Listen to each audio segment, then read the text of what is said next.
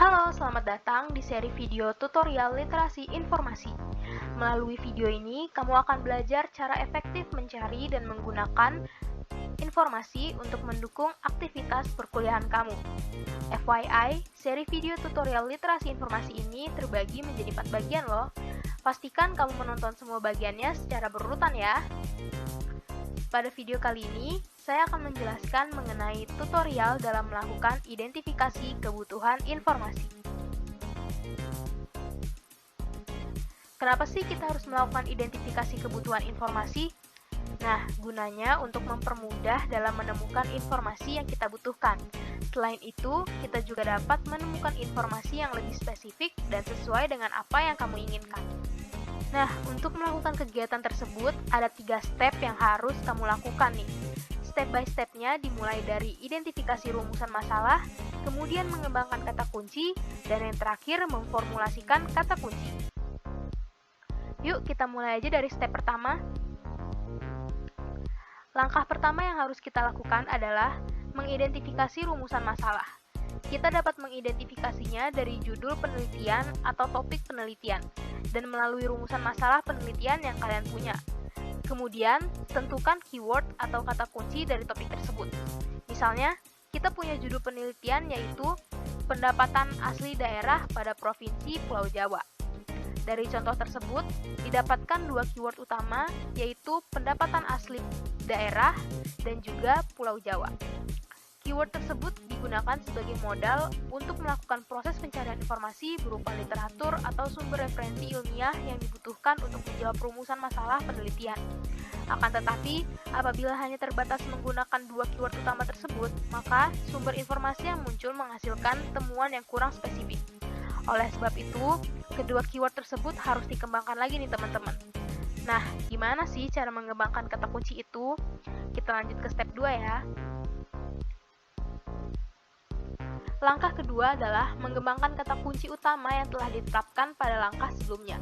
Dalam proses pengembangan kata kunci, ada 3 cara, yaitu dengan menggunakan thesaurus, mencari sinonim dan antonim dari kata kunci tersebut.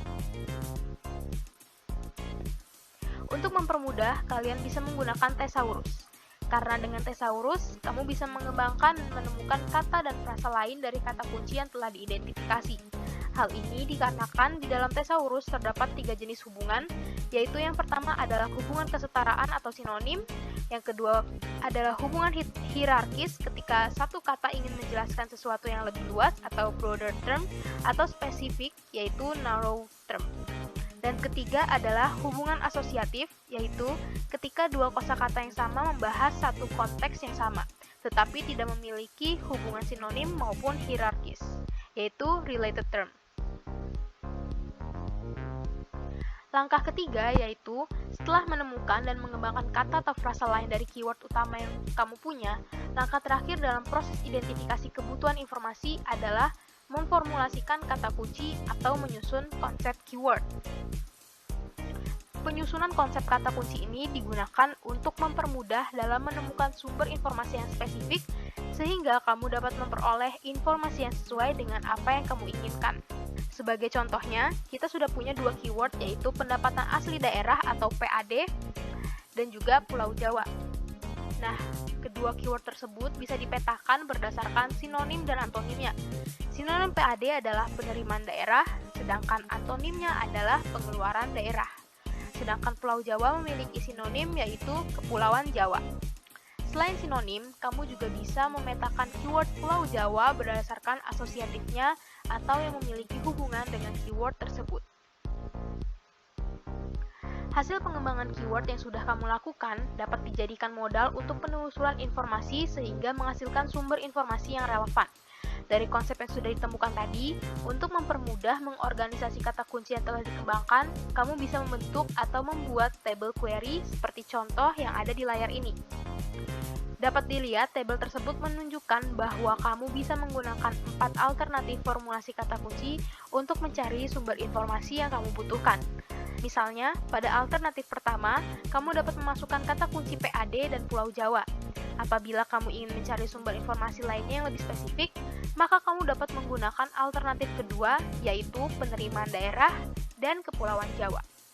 atau kamu bisa melakukan kombinasi dengan menghilangkan pasangannya dan begitu pun seterusnya.